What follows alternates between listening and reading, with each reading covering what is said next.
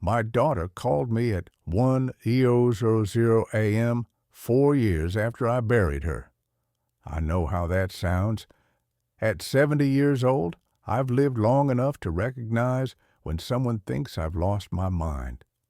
But I also know the difference between grief and reality, between a dream and the cold certainty of hearing your dead child's voice through a phone line at 1 in the morning. The rain was hammering against my Queen Anne windows that night. Typical Seattle weather that seeps into your bones and makes old joints ache.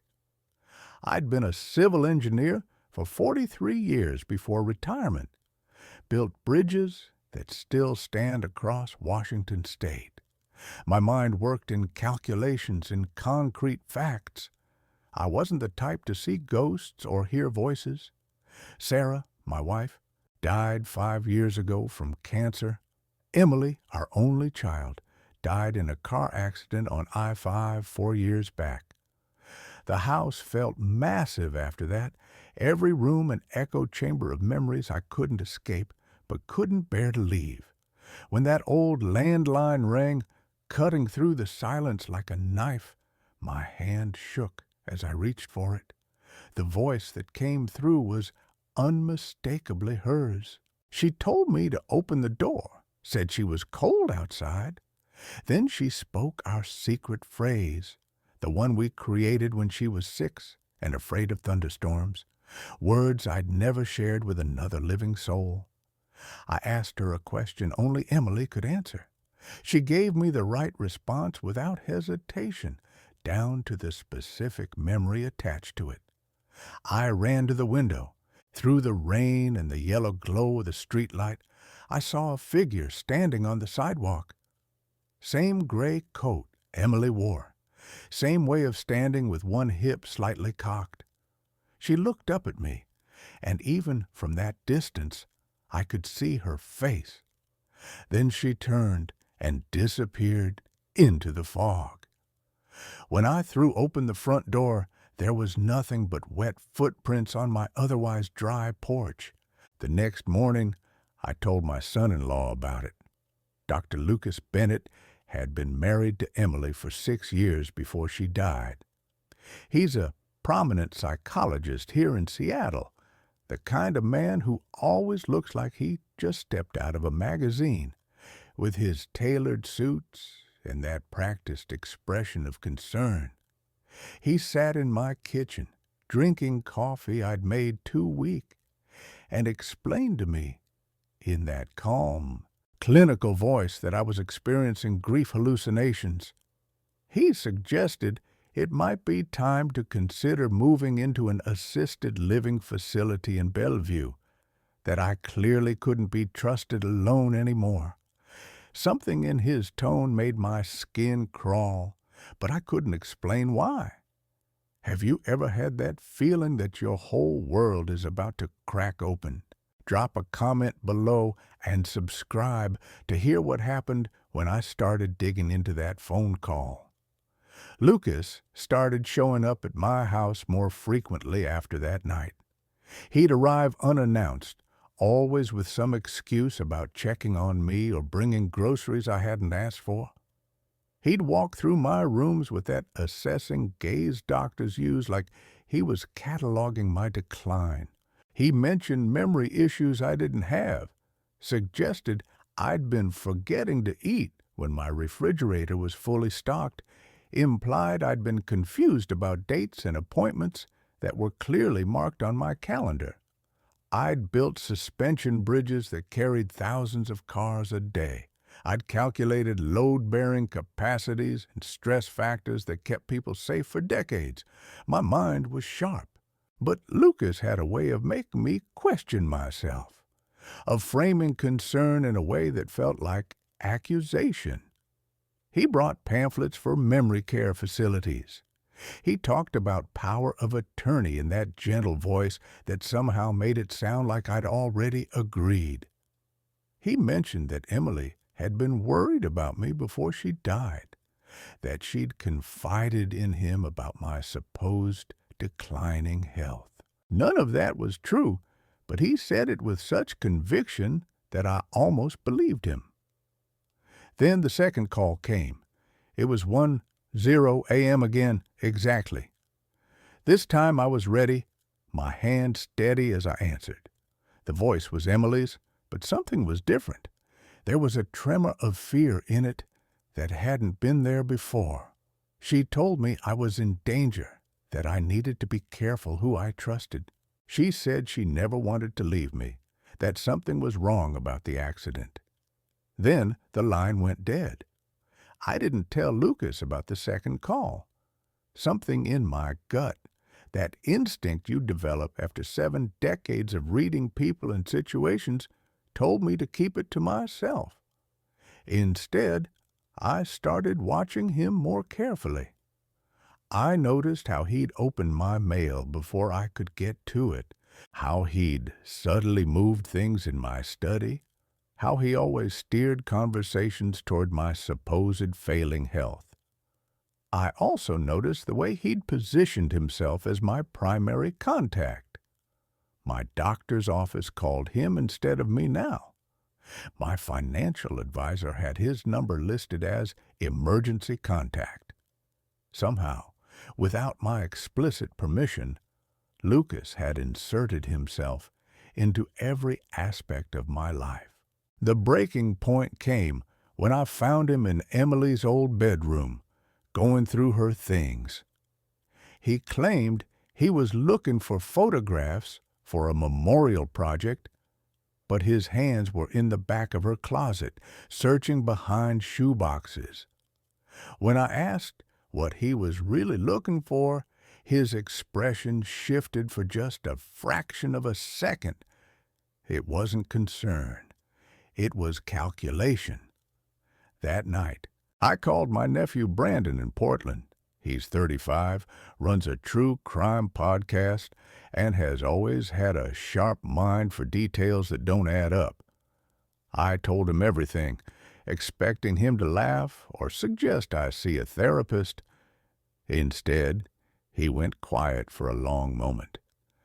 Then he asked me a question that changed everything. Had I ever actually seen the full police report from Emily's accident?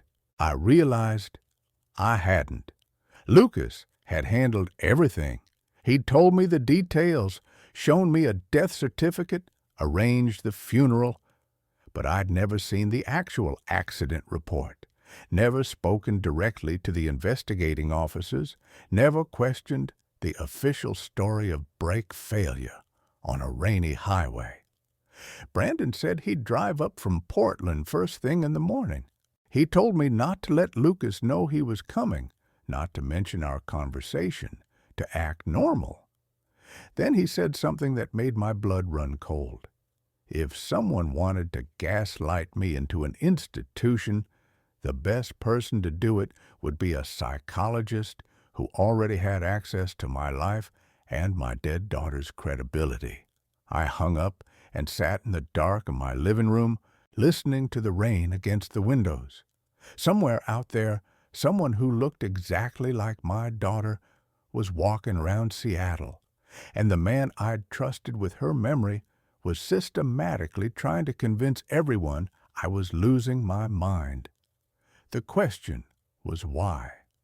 Brandon arrived at 7 in the morning, before Lucas typically showed up for his uninvited welfare checks.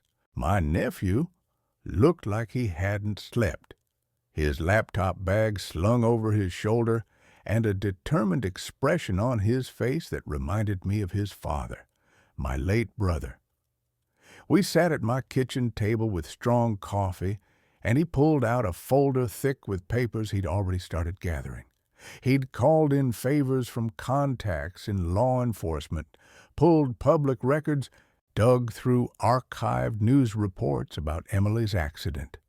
What he found didn't sit right. The police report listed brake failure as the probable cause, but the investigation had been minimal. The car had caught fire after going off the road, destroying most evidence. The insurance company had paid out without much question. Everything had been wrapped up quickly, efficiently, almost too cleanly. Brandon suggested we search Emily's room more thoroughly, the way someone looking for evidence would, rather than a grieving father boxing up memories. I'd left it mostly untouched since her death, unable to face the task of dismantling her life piece by piece. We found the laptop under a loose floorboard in her closet, hidden deliberately. It was old, a backup she'd apparently kept separate from her main computer, the one Lucas had taken right after her death, claiming he needed it for closure. The password lock stared at us. Brandon tried her birthday, our anniversary common combinations. Nothing worked. Then I remembered our secret phrase, the one from the phone calls, and typed it in. The laptop opened. What we found in her email drafts made my hand shake so badly I had to step away. Emily had been documenting everything in messages she'd never sent, probably afraid to put them anywhere Lucas might find them. She'd discovered financial discrepancies in Lucas's practice accounts. She'd found evidence he was manipulating vulnerable patients, using therapeutic relationships for personal gain. She'd uncovered affairs with at least 3 women, all of them former clients. But the worst part was the final draft, dated 3 days before her death. She wrote that she was planning to leave him, that she'd already contacted a divorce attorney, that she was going to report him to the state licensing board. She was afraid of what he might do, afraid of how he might use his psychological expertise to discredit her if she went public. She wrote that she'd made copies of everything and hidden them somewhere safe. She wrote that if anything happened to her, it wouldn't be an accident. Brandon and I sat in silence, the weight of it crushing. Then he pulled up the accident report on his laptop, reading through it with new eyes. The investigating officer's notes mentioned that Emily's car had been serviced 2 days before the accident. Brandon made a call to the mechanic shop, using his podcast credentials to ask questions. The mechanic remembered Emily, said she'd brought the car in for routine maintenance, that everything had been fine, that he'd specifically checked the brakes because she'd mentioned taking a long drive soon. He'd signed off on the safety inspection personally. 2 days later, her brakes failed on a straight stretch of highway in light rain. My nephew looked at me across the kitchen table, his face pale. He asked me if I knew what this meant. I told him I'd been an engineer my whole life. I knew exactly what it meant. Brake lines don't spontaneously fail on recently serviced vehicles. Someone had tampered with them. Lucas had murdered my daughter, and now he was trying to have me declared incompetent so he could control Emily's inheritance, which had been left to me in trust. The house, the life insurance payout, the investment Sarah and I had built over 4 decades. If I was institutionalized, Lucas would be appointed as my guardian. Everything would be his. The phone calls, the figure in the gray coat, the footprints on my porch, none of it was Emily's ghost. Someone was deliberately trying to push me over the edge to make me seem crazy enough to lock away. Brandon asked me what I wanted to do. I told him we needed more evidence, something concrete enough to take to the police. But we also needed to be smart about it. Lucas was a psychologist with an impeccable reputation. I was a 70-year-old widower who'd been claiming to see his dead daughter. We had to find whoever was pretending to be Emily, and we had to find whatever evidence Emily had hidden before she died.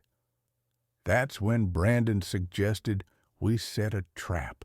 I've never been a good liar, but I'd spent 4 decades in engineering contracts, and city council meetings. I knew how to perform when necessary.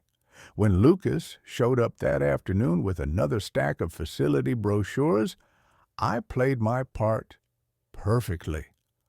I told him I'd had another episode the night before, that I'd been confused about what day it was, that I couldn't remember if I'd eaten breakfast. I let my hands tremble slightly when I reached for my coffee cup. I asked him the same question twice in 10 minutes. The relief on his face was barely concealed. He sat forward in his chair, suddenly engaged and helpful. He suggested we move up the timeline for transitioning me into care. He offered to help me sort through my financial documents, to make sure everything was in order. He even volunteered to stay the night to make sure I was safe. I declined that last offer, but thanked him profusely for his concern. I told him I was finally ready to accept help, that I'd been stubborn, but now I could see he was right. I watched him relax into his chair, watched the tension leave his shoulders. He thought he'd won. After he left, Brandon and I got to work. My nephew had done this kind of investigation for his podcast before. He set up small cameras in strategic locations around the house, hidden in smoke detectors and bookshelves. He installed recording software on my phone. He created a fake calendar of doctor's appointments and facility tours, leaving it visible on my kitchen counter where Lucas would be sure to see it. Then we waited. The third call came at 1:00 a.m., right on schedule.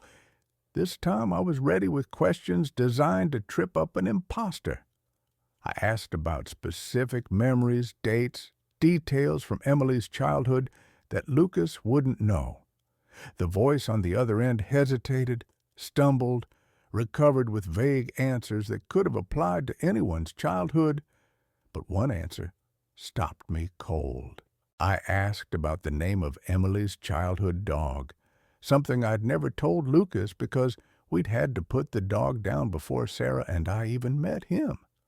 The voice knew it. Not just the name, but the dog's favorite toy, the way he used to sleep at the foot of Emily's bed. Either this person had done impossibly thorough research, or they actually knew these details firsthand. Brandon and I reviewed the phone recording afterward. He noticed something I'd missed in the moment. A slight echo, like the call was being made from inside a large, empty space. Not outside in the rain, not from a cell phone on a street corner. Somewhere with acoustics, maybe a warehouse or an empty building.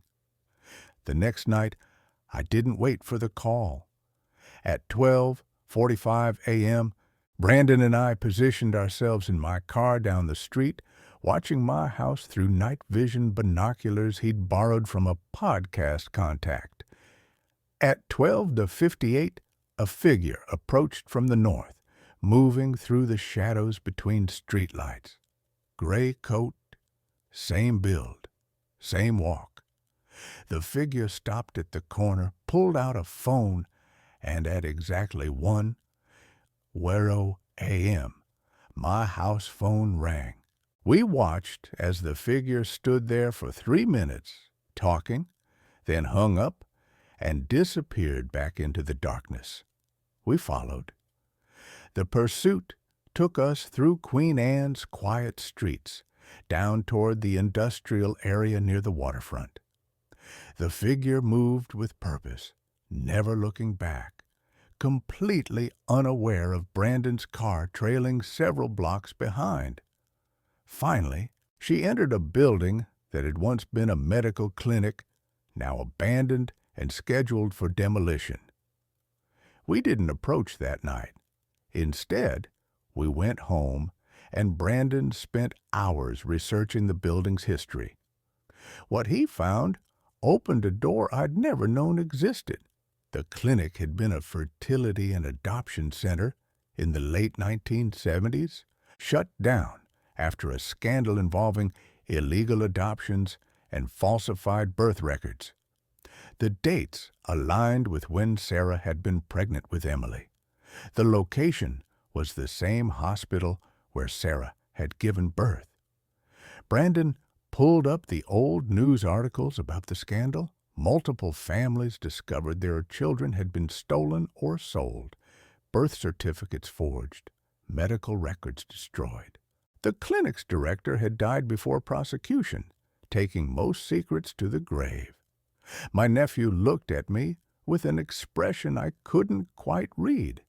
He asked me a question that seemed insane. Was I absolutely certain Sarah had only given birth to one child? I told him of course I was certain. I'd been there.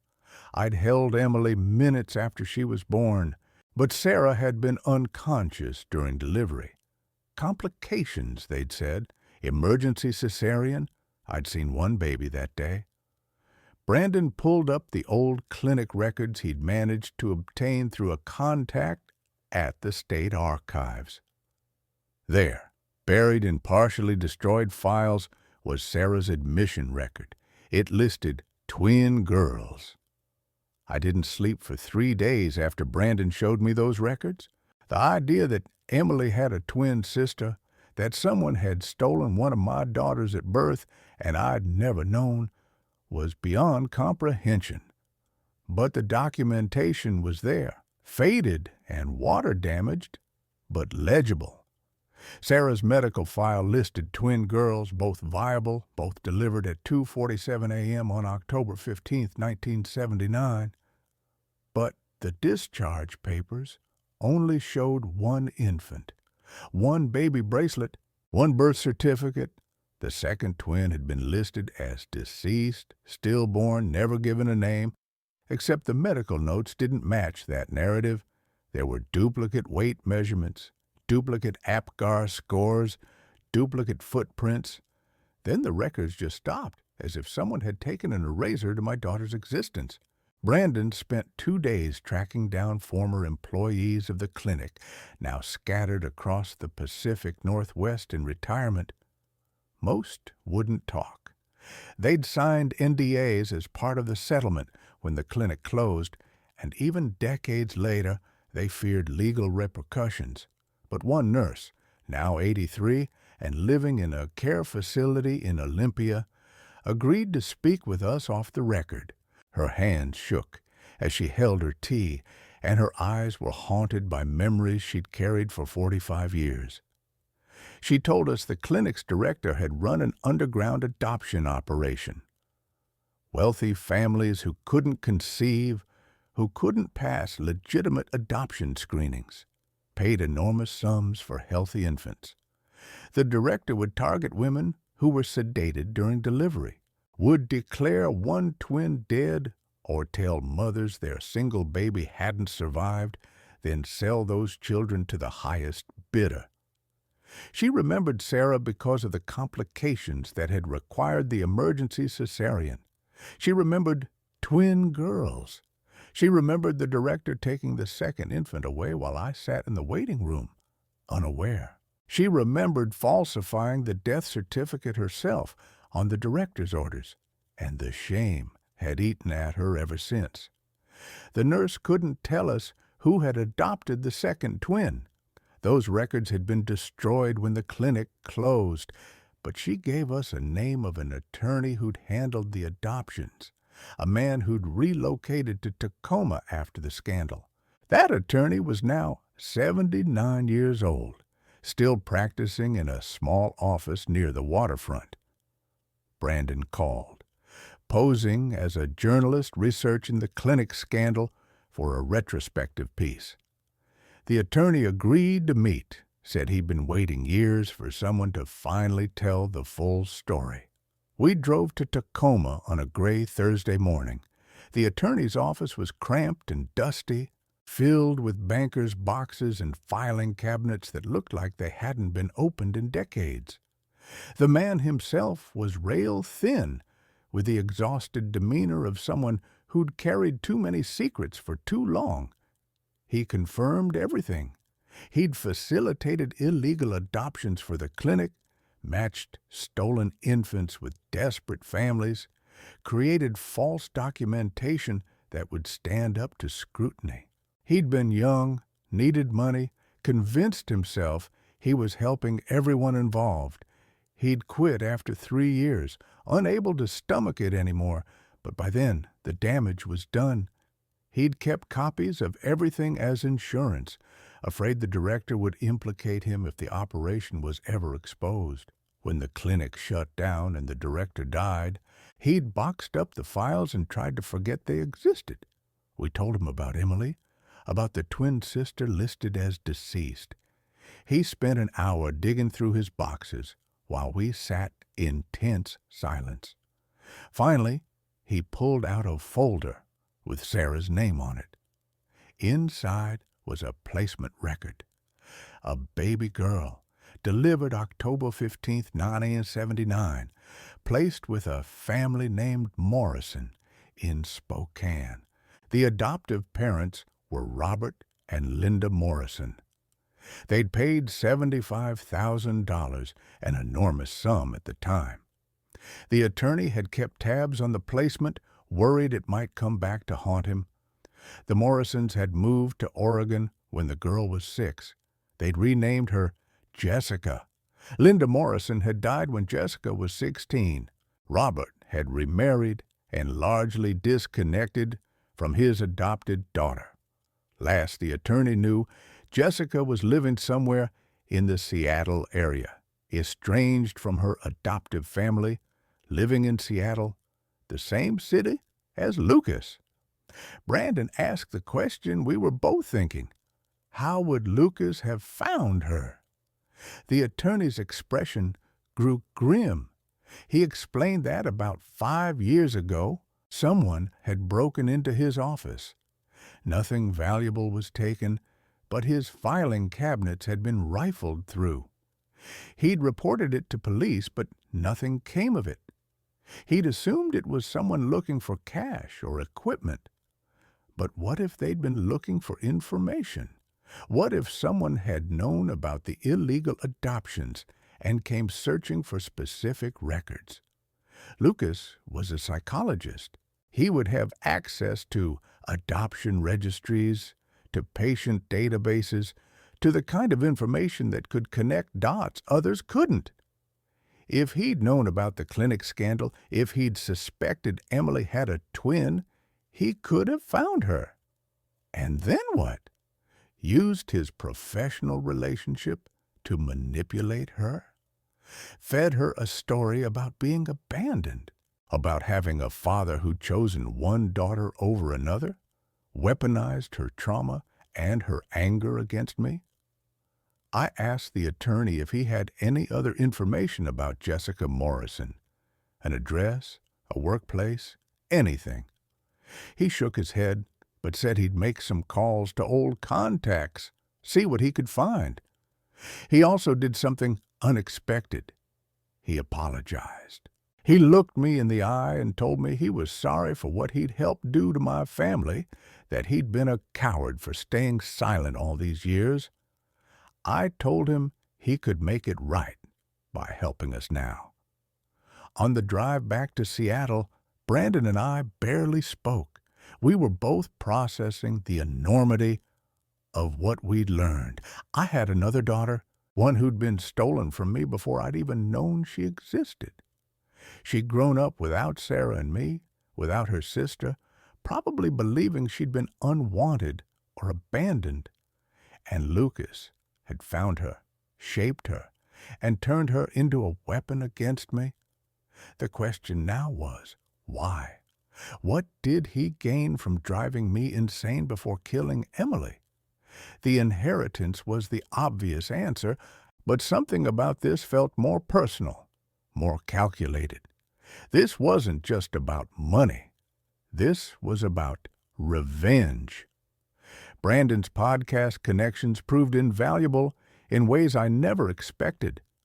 One of his regular listeners worked in medical records at a hospital network that included the psychiatric facility where Lucas had done his clinical training. She couldn't access patient records without cause, but she could search public licensing complaints and disciplinary actions. What she found opened a window into Lucas's past that explained everything. 15 years ago, when Lucas was completing his psychology doctorate, he'd been engaged to a woman named Michelle Carter. She was a psychology student as well, brilliant according to everyone who knew her, with a promising career ahead. They were supposed to marry in June of 2010. Michelle died by suicide in April of that year. The official report stated she'd been struggling with depression, that she'd stopped taking medication, that it was a tragic but not unexpected outcome given her mental health history. But several of Michelle's friends had questioned the narrative. They'd filed complaints with the university, claimed Lucas had been emotionally abusive, accused him of isolating Michelle from her support system and convincing her she was more unstable than she actually was. The university investigated. Lucas was cleared of wrongdoing. Michelle's death was ruled a suicide. Case closed. But one of Michelle's professors had kept a file. She'd suspected something darker, believed Lucas had systematically undermined Michelle's mental health until she broke. The professor had died 3 years ago, but her daughter found the file when cleaning out her mother's office and eventually posted it to an online forum for unsolved suspicious deaths. Brandon found it buried in an internet archive. The professor's notes detailed conversations with Michelle in the weeks before her death. Michelle had told her she wanted to break off the engagement, that Lucas had become controlling and manipulative, that she was afraid of how he might retaliate professionally since they ran in the same academic circles. She'd started documenting incidents, keeping a journal of his behavior. That journal disappeared after her death. Lucas had cleaned out their shared apartment before anyone could look through Michelle's belongings. The parallels to Emily's situation were chilling. Another woman discovering Lucas's true nature. Another woman planning to leave him. Another woman who died before she could expose him. But there was more. Michelle's family had been from Seattle. Her father had worked as a civil engineer for the city. Reading those details made my blood run cold because I recognized the name. Thomas Carter had been a colleague of mine, someone I'd worked with on bridge projects back in the early 2000s. We'd never been close friends, but we'd collaborated professionally, had mutual respect. Michelle Carter was Thomas's daughter. Lucas had known exactly who I was when he met Emily. He'd known I'd worked with his dead fiancé's father. He'd known there was a connection, however distant. This wasn't random. Lucas had targeted Emily deliberately. Brandon pulled up more information about Thomas Carter. The man had died 8 years ago, not long after his daughter's death. The obituary mentioned he'd struggled with depression and guilt, never recovered from losing Michelle. No other family was listed. I remembered Thomas vaguely. A quiet man, competent at his work, kept to himself. I hadn't known about his daughter's death at the time, hadn't made the connection when Lucas came into our lives. Why would I? It was years apart, different contexts, a common enough profession. But Lucas had known. Lucas had seen Emily, maybe saw something of Michelle in her, and decided to make us pay for something we'd never done. Maybe he blamed Thomas's profession for taking focus away from Michelle's struggles. Maybe he blamed the engineering culture I represented for Thomas's own mental health decline. Maybe it was simpler than that. Maybe he was just a psychopath who enjoyed destroying families, and we were convenient targets with an existing connection he could exploit. Brandon found one more piece of the puzzle. Lucas had published a paper during his doctoral studies about using psychological techniques to induce instability in subjects, ostensibly for research purposes. The paper had been controversial, criticized for its ethical implications, quietly removed from the journal database after complaints. But Brandon found a cached copy. The techniques Lucas described were textbook gaslighting, manipulating environment, creating doubt, isolating victims from support systems, using trusted relationships to undermine reality perception. It read like a blueprint for exactly what he'd done to Emily and what he was doing to me. We had motive now. We had pattern. We had evidence of his capability. What we didn't have was proof that he'd killed Emily or any way to connect him to Jessica. The attorney in Tacoma called back that evening. He'd tracked down a recent address for Jessica Morrison through a contact at the DMV. She lived in a studio apartment in Fremont, had been in Seattle for 3 years, worked as a freelance graphic designer. She'd been seeing a therapist regularly for the past 2 years. Want to guess who that therapist was? Lucas Bennett had found Emily's stolen twin sister, established himself as her psychologist, and spent 2 years gaining her trust and shaping her narrative. He'd probably shown her pictures of Emily, told her about the sister she never knew, built a story about a father who'd abandoned one daughter while raising the other. He'd used her resemblance to Emily to haunt me, to make me seem unstable, to isolate me from anyone who might question his concern. And Jessica had no idea she was being manipulated by the same man who'd murdered her sister. Brandon asked me what I wanted to do. We could go to the police with what we had, but it was largely circumstantial. Historical records of illegal adoptions, an old suicide case that had been closed, academic papers, and internet forum posts. Nothing directly linking Lucas to Emily's death or proving he'd tampered with her car. Or we could approach Jessica directly, try to break through Lucas's conditioning before he could do more damage. I chose the second option because Jessica was my daughter, even if she didn't know it yet. And I'd failed to protect one daughter. I wouldn't fail twice. We had the address. We had the truth. Now we needed a plan that wouldn't drive Jessica further into Lucas's control or alert him to how much we'd discovered. The trap we were building was almost ready. We just needed one more piece to fall into place. I wrote a letter to Jessica that took me 3 days to get right. How do you tell someone their entire understanding of their existence is a lie?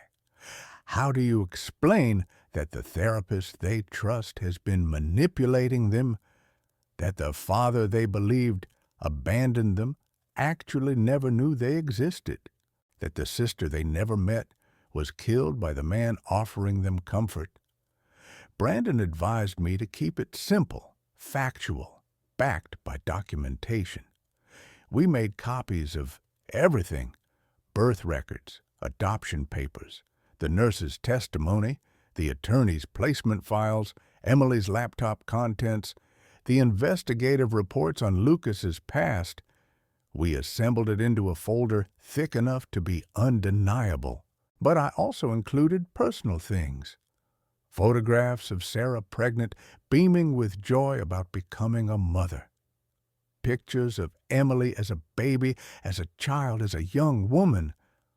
I wrote about the night Sarah gave birth, about holding Emily for the first time, about never knowing there had been 2 daughters to hold. I wrote about Emily's life, her kindness, her laugh, the secret phrase we'd shared since she was 6 years old. I wrote about the hole in my heart that had been carved out twice. Once at birth when Jessica was stolen, once 4 years ago when Emily was murdered. I wrote that I understood if she couldn't forgive me for failing to protect either of them, but that I needed her to know the truth before Lucas destroyed what was left of our family. The letter ended with an invitation to meet, somewhere public and safe, with Brandon present as a neutral witness. I included my phone number, my address, and a plea that she at least look at the evidence before dismissing it. Brandon hand-delivered it to her apartment on a Tuesday morning when he knew Lucas had appointments all day. He slipped it under her door in a large envelope marked "Urgent, regarding your birth family." Then we waited. 3 agonizing days passed with no response. Then on Friday evening my phone rang. It wasn't the landline at 1:00 a.m. It was my cell phone at 6:30 p.m. A woman's voice, shaking but controlled, asked if I was Arthur Richardson. I confirmed I was. There was a long silence. Then she asked me to prove I was really Emily's father. I told her things only Emily and I would know: the color of her childhood bedroom, the name of her favorite stuffed animal, the location of a scar on her knee from falling off her bike when she was 9. Memories Lucas couldn't have given her because they were too small, too mundane, too personal. Finally, Jessica spoke again. She said she'd looked at everything in the folder. She'd spent 3 days verifying what she could through online records and public databases. She'd called the nurse in Olympia, who'd confirmed the story. She'd driven to Tacoma and spoken with the attorney herself. She'd also realized that Lucas had been feeding her details about me that painted me as negligent and uncaring, details that didn't match the evidence now in front of her. She'd started questioning other things he'd told her over the past 2 years, noticing inconsistencies and manipulations she'd previously accepted without thought. But she was scared. She didn't know if she could trust me or if this was another manipulation, another layer of lies. The only solid thing in her life had been her therapy with Lucas, and now even that foundation was crumbling. I told her I understood. I didn't expect her trust or even her forgiveness, but I did need her help to make sure Lucas couldn't hurt anyone else the way he'd hurt Emily and Michelle, and was trying to hurt me. We arranged to meet the next day at a busy coffee shop in Capitol Hill. Brandon would be there. I'd bring more documentation. She could ask any question she needed, and after that, if she wanted nothing more to do with me, I'd respect that decision. But I also warned her not to tell Lucas about any of this. If he suspected we'd connected, if he knew his manipulation was unraveling, I didn't know what he might do. He'd killed before. He wouldn't hesitate to kill again.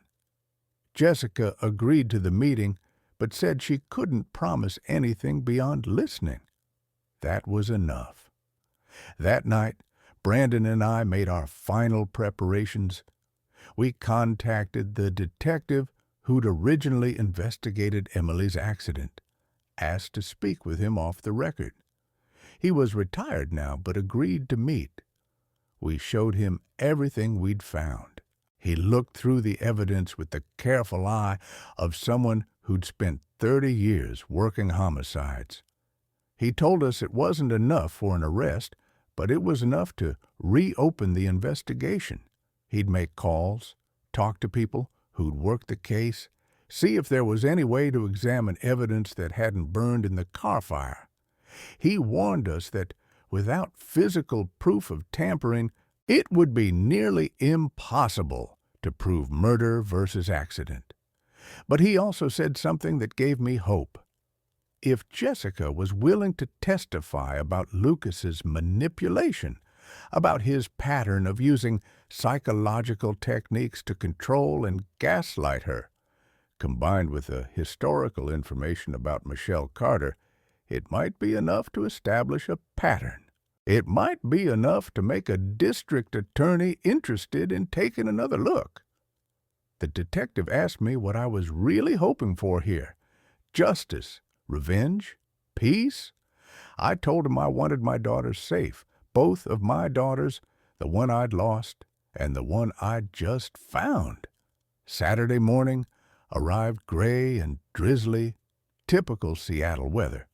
Brandon and I got to the coffee shop 30 minutes early, chose a table near the back with clear sightlines to the door. I'd barely slept, kept running through everything I wanted to say, everything I needed to explain. At 10:00 a.m. exactly, Jessica Morrison walked through the door. Seeing her face, Emily's face, but not quite, similar but with small differences shaped by different lives, nearly broke me. She had Sarah's eyes, Emily's chin, her own distinct way of moving through space, wary and guarded. She wore the gray coat I'd seen from my window, and I understood now that it hadn't been meant to haunt me, but had simply been her coat, her choice, a coincidence that Lucas had weaponized. She spotted us, hesitated, then walked over. Up close, the similarities to Emily were striking, but the differences were clear. Different haircut, different style, a harder edge to her expression, born from growing up without the security and love that Emily had known. She sat down across from me, and for a long moment we just looked at each other. Father and daughter, strangers connected by blood and tragedy and a stolen lifetime. Then she spoke, and her first words were the ones I'd been both hoping for and dreading. She asked me to tell her everything about Emily. Jessica listened for 3 hours while I told her about her sister. I showed her videos on my phone, photo albums I'd brought from the house, told her stories about Emily's childhood and teenage years and the young woman she'd become. I explained how Emily had loved art and music, how she'd been kind to everyone but fierce in defending what she believed in, how she'd met Lucas, and how he'd seemed charming at first, but gradually revealed himself to be something darker. Brandon shared what Emily had written in those unsent emails, evidence of her fear and her plans to leave. Jessica read through them with tears streaming down her face, seeing herself in the sister she'd never known. Both of them trapped by the same predator, both of them fighting to escape. Then Jessica told us her side of the story. Lucas had approached her 2 years ago after she'd posted in an online forum for adoptees searching for birth families. He'd claimed to have information about her biological parents, said he'd worked with adoption cases and might be able to help. She'd been desperate for answers about where she came from, so she'd agreed to meet him. He'd built the therapeutic relationship slowly, carefully. He told her he'd discovered that her biological father had known about her, but had chosen to give her up, had kept her twin sister, but rejected her. He said he had documentation proving I'd signed adoption papers, which I now understood were forgeries he'd created using stolen attorney files. He'd shown her pictures of Emily and me together, father and daughter, living a happy life, while Jessica struggled in foster care after her adoptive mother died. He'd framed every memory, every success, every moment of love in Emily's life as something that had been stolen from Jessica. He'd convinced her that making those late-night phone calls, standing outside my house, wearing Emily's coat, leaving footprints on my porch, all of it was a form of righteous confrontation. He told her I deserved to be haunted by what I'd done, that seeing her would force me to face my abandonment and cruelty. She'd believed him because he was a therapist, because he seemed credible, because she'd been desperate for someone to blame for the pain of her childhood, and because he'd never given her reason to doubt him until now. Jessica looked at me across the coffee shop table and apologized. She said she'd wanted to hurt me, had wanted to make me feel the loss and confusion she'd felt her whole life. She hadn't known about Emily's death until Lucas told her 6 months ago, and by then she'd been so deep in his manipulation that she'd believed his version, that Emily's accident was somehow my fault too, that my negligence or my curse had killed the daughter I'd chosen to keep. The truth sitting in front of her now, that she'd been manipulated, that her anger had been weaponized, that Lucas had killed Emily and was using Jessica to destroy me, was devastating. But it also clarified everything. We made a plan right there in the coffee shop. Jessica would continue seeing Lucas as if nothing had changed. She'd pretend she was still under his influence, still making the late-night calls to drive me toward a breakdown, but this time she'd be wearing a wire. The retired detective had agreed to provide it off the books because he was curious to see if Lucas would reveal anything incriminating when he thought he was in control. Brandon would continue documenting everything, building a timeline, creating a case file that could be taken to the district attorney, and I would play my part as the confused old man on the verge of incompetence, giving Lucas enough confidence to make a mistake. The trap was set. We just needed Lucas to walk into it. Jessica's next therapy session was scheduled for Monday afternoon. She arrived at Lucas's office in the Belltown high-rise with a recording device hidden in her watch. The conversation started normally. Lucas asked about her week, talked about her continued confrontations with me, encouraged her to keep pushing until I finally broke and agreed to institutionalization. Then Jessica steered the conversation toward Emily. She asked questions about her sister's death, about what Emily had been like, about Lucas's grief. She was gentle, sympathetic, playing the role of supportive confidant. Lucas opened up in ways he never had before. He talked about Emily's rebellious phase near the end, her accusations, her paranoia about his practice. He characterized it as mental instability, said she'd been delusional, implied she'd been a danger to herself. Jessica pushed further. She asked if Emily had been suicidal. Lucas hesitated, then said it was possible that she'd been driving erratically before the accident, that maybe it hadn't been brake failure at all, but a deliberate choice. He was rewriting history, planting seeds for a narrative where Emily had killed herself. But then Jessica asked the question we'd prepared, the one designed to provoke. She asked if Lucas had ever worried that Emily would hurt me, that her paranoia might lead to violence against her own father. Lucas's expression changed. He leaned forward, suddenly intense. He said that actually Emily had expressed violent thoughts toward me, that she'd blamed me for various childhood traumas, that she'd talked about ways to make me suffer for my perceived failures as a father.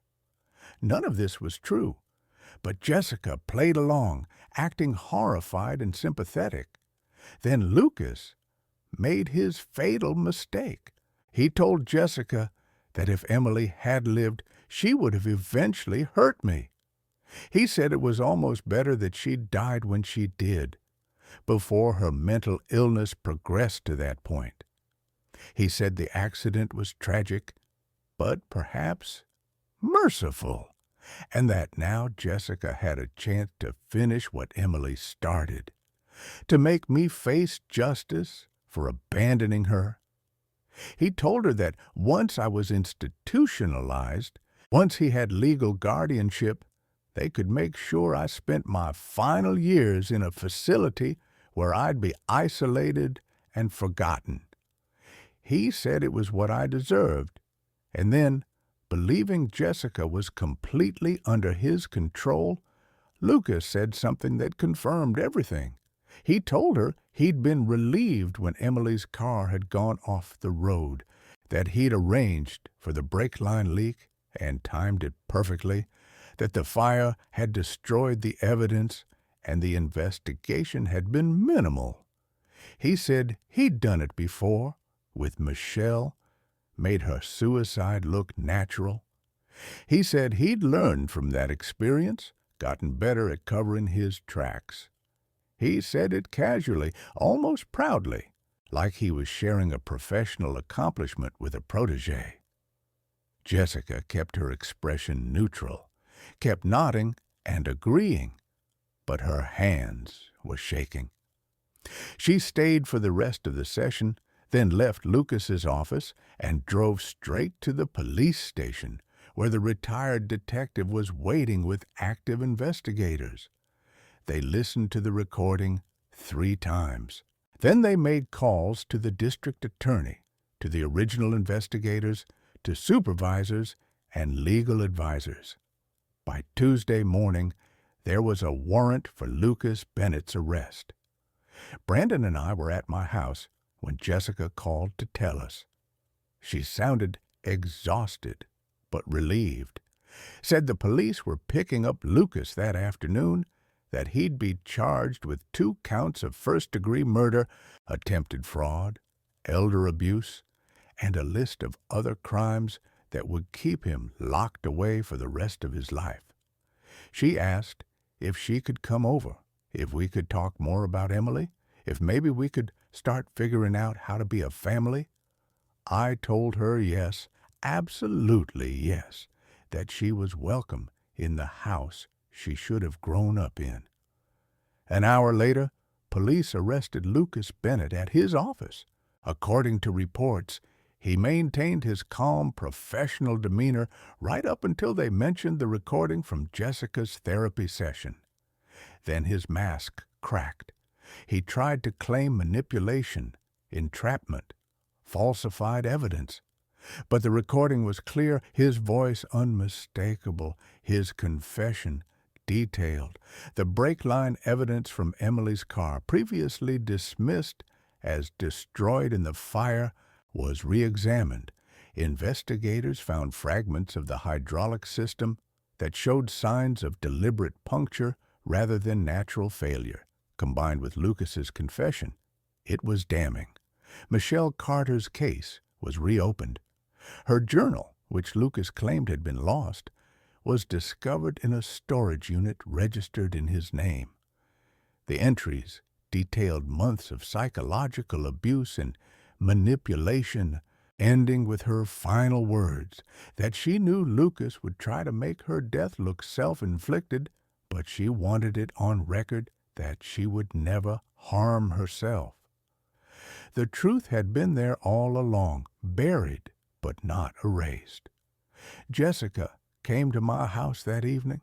We sat in the living room where Sarah and I had spent 40 years building our life, where Emily had grown up, where memories lived in every piece of furniture and photograph on the wall. I told Jessica about her mother, about the wife I'd loved and lost. I showed her Sarah's things, jewelry, clothing, letters she'd written, things I'd kept, because I couldn't let go.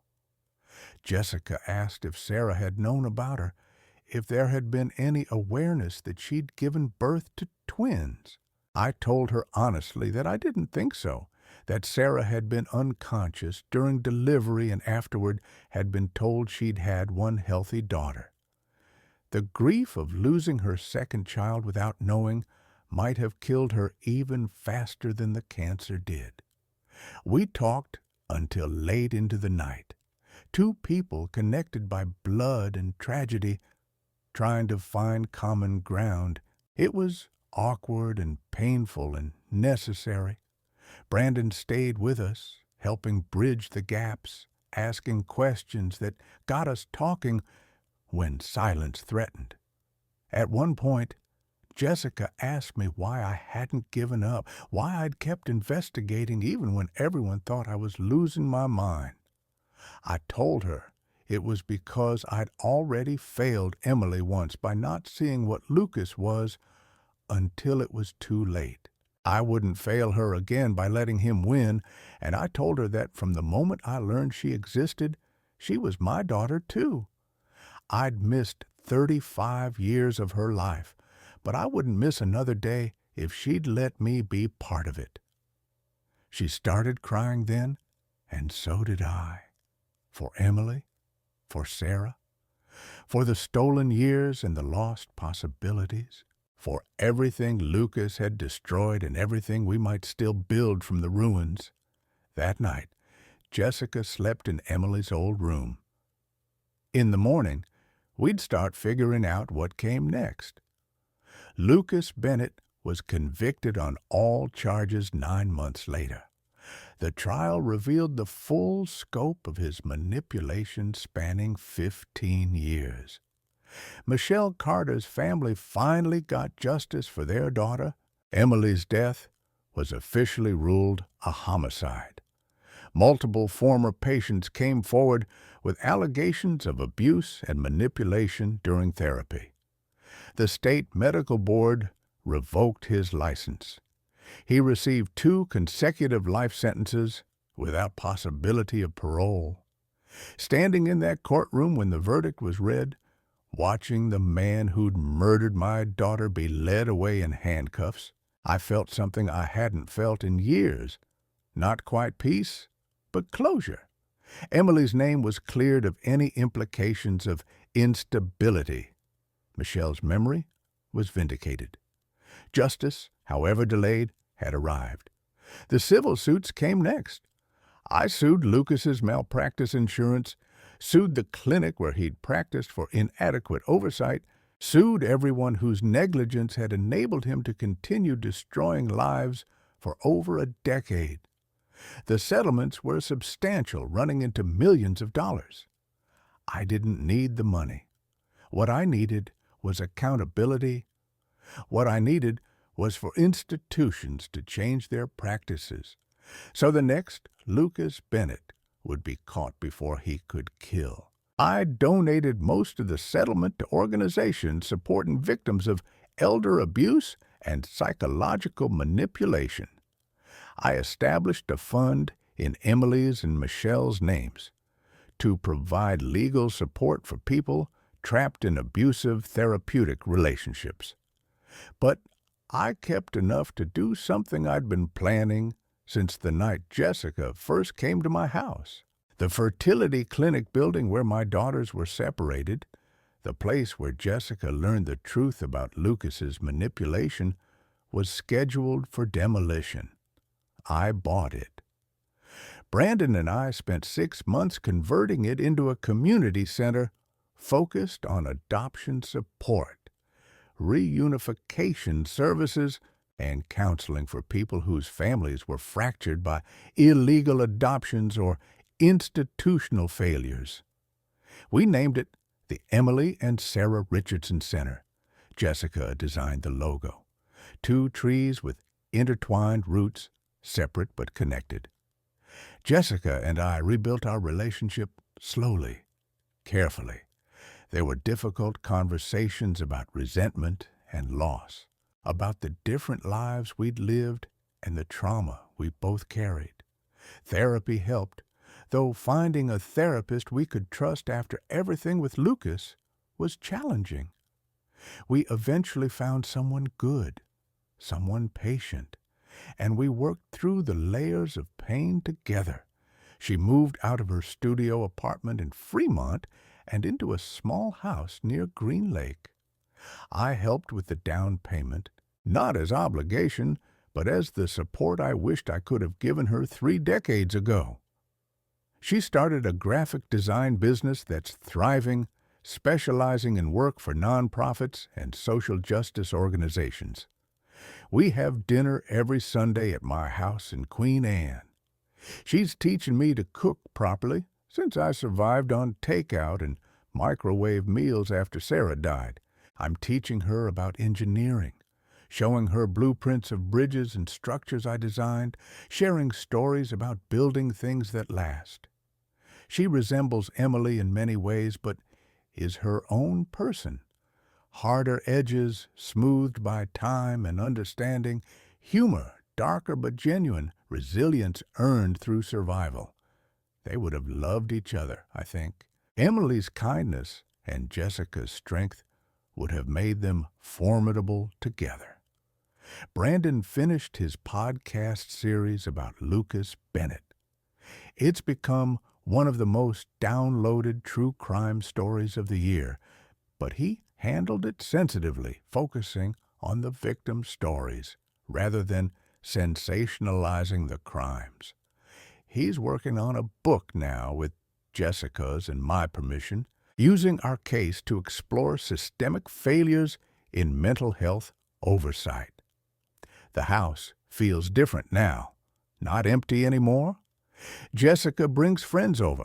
Brandon visits with his girlfriend. The community center has events I attend. The rooms that echoed with grief have slowly filled with something like life again. I'm 71 now. The arthritis in my hands has gotten worse. My sleep is still light. The rain still makes my joints ache. But I wake up most mornings with purpose rather than just habit. I keep Emily's room the way it was, but Jessica has added her own touches. Photographs of herself as a child, mementos from her own life, ways of claiming space in the home that should have always been hers. It's become a memorial for Emily and a welcome for Jessica, both at once. Some nights I still think about that first phone call, the voice claiming to be my dead daughter, the figure in the gray coat standing under the streetlight. It wasn't Emily's ghost. It was her twin sister, manipulated into haunting me. But in a strange way, it brought Emily back to me, brought her twin home, revealed the truth about her murder, ensured her killer faced justice. I've learned that family isn't just biology or shared history. It's also choice. It's showing up for each other even when you're strangers, connected only by DNA and tragedy. It's building something new from ruins. It's refusing to let the people who tried to destroy you win. Michelle Carter's father, Thomas, never knew the truth about his daughter's death before he passed.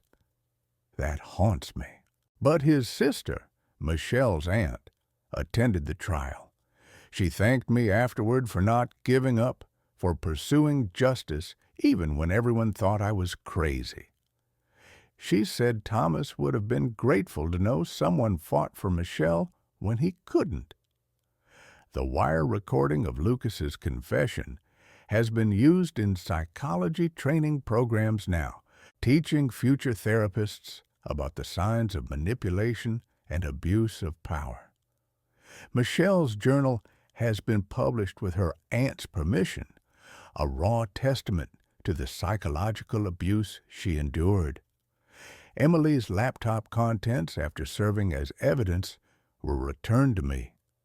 I've read through her emails and documents, getting to know my daughter in ways I didn't when she was alive. She was preparing to report Lucas not just for what he'd done to her, but for what she discovered he was doing to other patients. She was going to expose him, even knowing it might destroy her own reputation in the process. She was brave, braver than I gave her credit for when she was alive. Last month, Jessica and I traveled to the cemetery where Emily is buried next to Sarah. We brought flowers, sunflowers, which were Emily's favorites, and white roses, which were Sarah's. Jessica had never visited before, didn't know where her sister and mother were laid to rest. Standing there, the three of us together for the first time and the last time, felt right somehow. Incomplete, but necessary. Jessica placed her hand on Emily's headstone and said she wished she'd known her. Said she was sorry she'd been used as a weapon against our family. Said she hoped Emily understood. I told her I think Emily would be proud of her strength, proud that she'd broken free from Lucas's manipulation, proud that she'd helped bring him to justice. We stood there in silence for a long time, rain mixing with tears, Seattle weather embracing us in its cold, familiar grip. Then we went home, to my house, which is becoming our house, to Sunday dinner and planning sessions for the community center, to therapy appointments and design meetings and the mundane, beautiful work of building a life together. I don't know how many years I have left. Engineering taught me everything has a lifespan, and mine is in its final third. But I'm spending them better now than I have in a long time. I'm spending them with the daughter I found, honoring the daughter I lost, building something that might help other families torn apart by manipulation and greed. The phone doesn't ring at 1:00 a.m. anymore. The gray coat hangs in Jessica's closet. Just an article of clothing now, not a ghost's costume. The house in Queen Anne stands solid, weathering Pacific storms like it has for 40 years. And I sleep better, knowing that Emily's killer is behind bars, that Jessica is safe, that the truth won. That in the end, even when everyone thought I was losing my mind, I trusted my instincts and my love for my daughters enough to keep fighting. Some mornings, when the light hits just right through the kitchen windows, I can almost imagine Sarah sitting at the table with her coffee, Emily laughing at one of Brandon's ridiculous jokes, Jessica adding her own sharp wit to the conversation. A family that never got to exist, made real for just a moment in memory and possibility. Then I open my eyes, and Jessica is actually there, making breakfast, teasing me about my ancient coffee maker, planning her day. A different version of the family I imagined, harder won and more precious because of it. It's not the life I planned. It's not the life I would have chosen, but it's the life I have, built from ruins and rage and the stubborn refusal to let a psychopath win. Emily would approve, I think. She always did like it when someone stood up to bullies. So here's my question for you. Wherever you're watching this from, when everything around you says to give up, when people call you crazy, when the truth seems impossible to prove, do you trust yourself enough to keep fighting? Do you love the people you've lost enough to pursue justice even when it seems hopeless? I hope you never have to answer those questions. But if you do, I hope you find the strength I found. I hope you remember that age doesn't mean weakness, that experience counts for something, that a lifetime of building things that last teaches you how to stand firm when storms try to knock you down. Drop a comment below telling me where you're watching from. Share this story if you think someone needs to hear it.